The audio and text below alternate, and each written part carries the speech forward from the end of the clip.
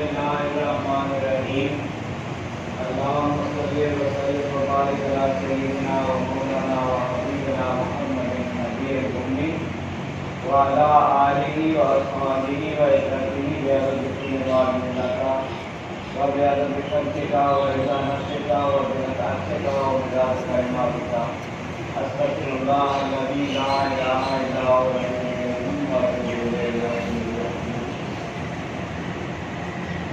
آج 27 اگست ہے. آج کے دن 27 اگست سن 1947 کو ہمارے پیر طریقت حضرت ابو انیس خسرو العزیز نے اپنے آبائی وطن برمی ضلع لدھیانہ سے پاکستان کی طرف اللہ کی راہ میں پہلی ہجرت کی. سرزمین پاک اور سازمان طریقت کے لیے خیر و برکت ہی خیر و برکت الحمدللہ. آج کے دن کی مناسبت سے سرکار کے مقالات حکمت سماعت فرمائیے. ان مقالات حکمت کی ترتیب و تدوین مجد نساء صاحبزادی انیس اختر سلمہ اللہ بنت ابو انیس محمد برکت علی خسرو العزیز نے فرمائی. بسم اللہ الرحمن الرحیم. یوم ہجرت پاکستان. امن و سلامتی سے زندگی گزارنے والا بندہ کبھی ہجرت نہیں کرتا. جو بندہ زندگی سے تنگ آ جاتا ہے ہجرت کرنے پر مجبور ہو جاتا ہے. ہجرت میں 5 چیزیں بدل جاتی ہیں: وطن، پڑوس، زبان، کسب، رشتہ دار. اللہ تعالیٰ نے ہجرت کرنے والوں کی شان میں یہ فرمایا: اور جو شخص اللہ کی راہ میں اپنا گھر بار چھوڑ جائے وہ زمین میں بہت سی جگہ کشائش پائے گا. اور جو شخص اللہ اور اس کے رسول صلی اللہ علیہ وسلم کی طرف ہجرت کر کے گھر سے نکل جائے پھر اسے موت آ جائے تو اس کا ثواب اللہ کے ذمے ہو چکا. اور اللہ بہت بخشنے والا مہربان ہے. سورہ النساء آیت نمبر 100.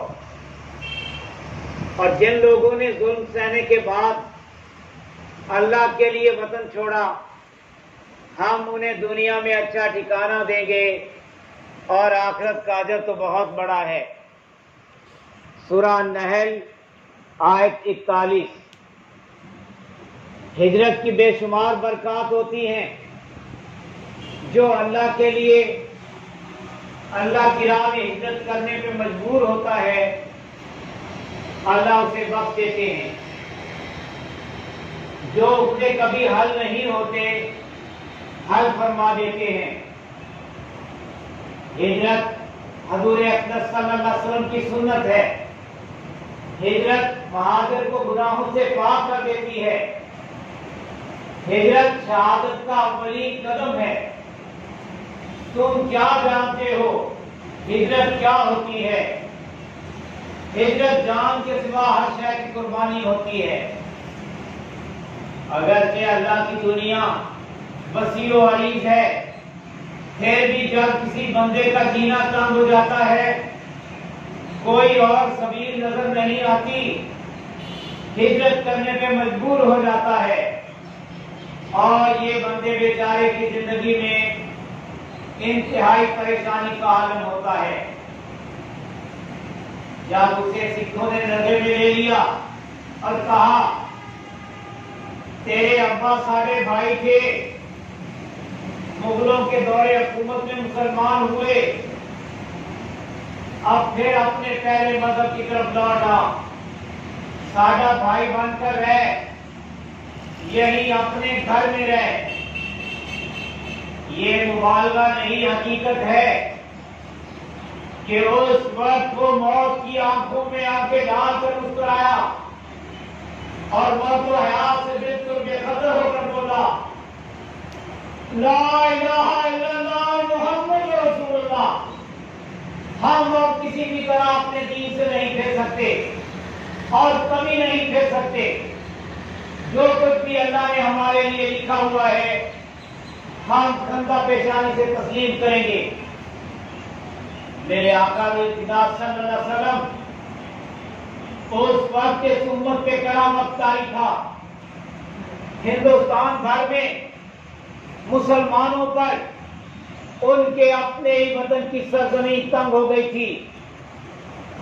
جن گلی کوچوں میں وہ پلے اور بڑے تھے، قسم پرسی کے عالم میں آج وہ ان سے نکلنے پہ مجبور تھے۔ لوٹے پوٹے قافلوں کی صورت میں سفر کے دوران بھی موت ہر کہیں ان کا پیچھا کر رہی تھی۔ زندوں کے خون سے ہولی کھیلی جا رہی تھی اور بے گول و کفن لاشیں خاک و خون میں لت پت ادھر ادھر بکھری پڑی تھی۔ بے بسی اور بے کسی کے اس عالم میں کوئی کسی کا پرسانے حال نہ تھا۔ چاروں طرف آگ بھڑکی ہوئی تھی جس میں زندہ جانیں صرف مسلمان ہونے کی وجہ سے جلائی جا رہی تھی۔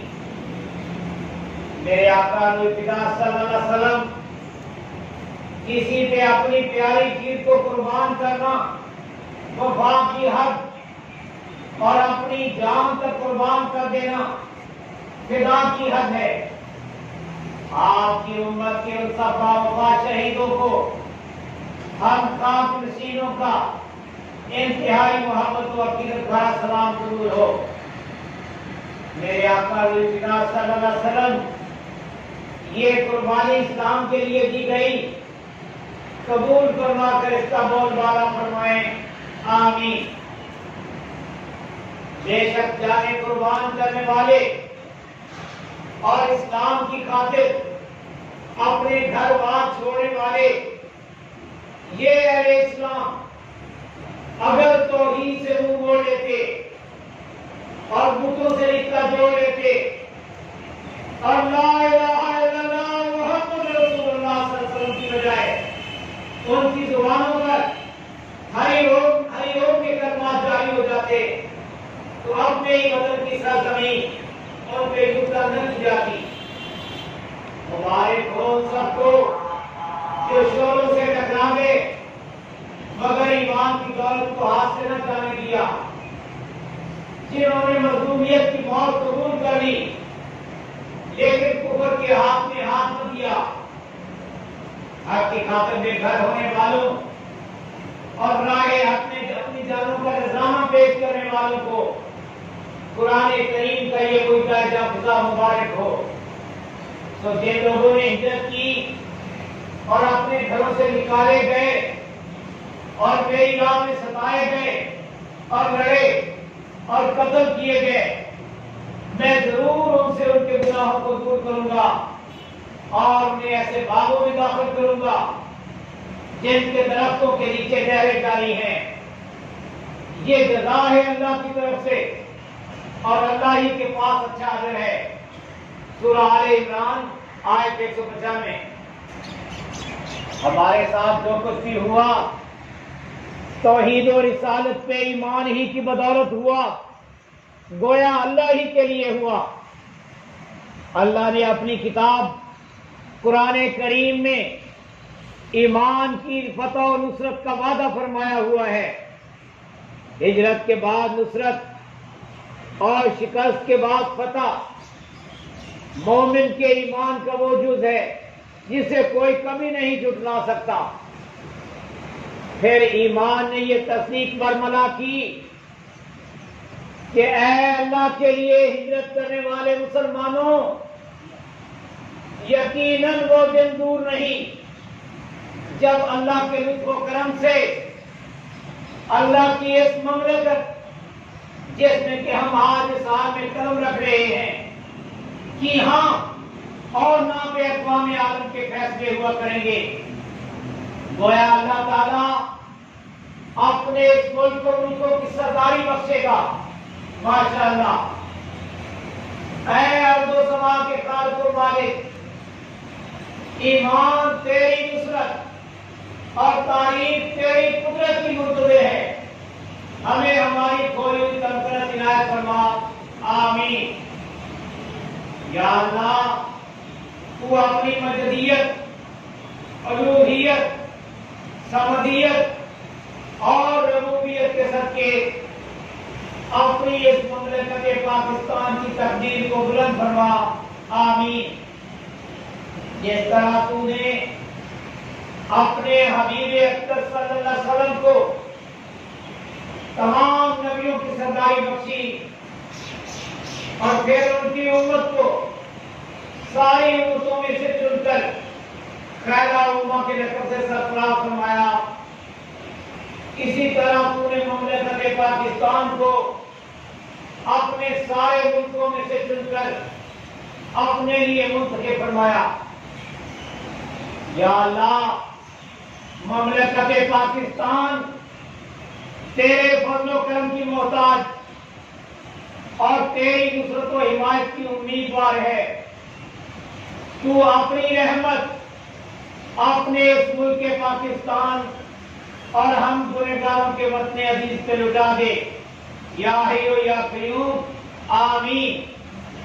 اسلام کی کھوئی ہوئی عظمت اور چھنا ہوا وقار پھر سے عنایت فرما، آمین یا حی و یا قیوم۔ یا اللہ اپنے حبیب اکرم صلی اللہ علیہ وسلم کی ہمیشہ قائم و دائم رہنے والی نبوت و رسالت کے صدقے ہم سے درگزر فرما اور ہمیں ہمارا کھویا ہوا مقام بخش، آمین یا حی و یا قیوم، الحمدللہ القیوم، واللہ خیر الرازقین، واللہ ذو الفضل العظیم۔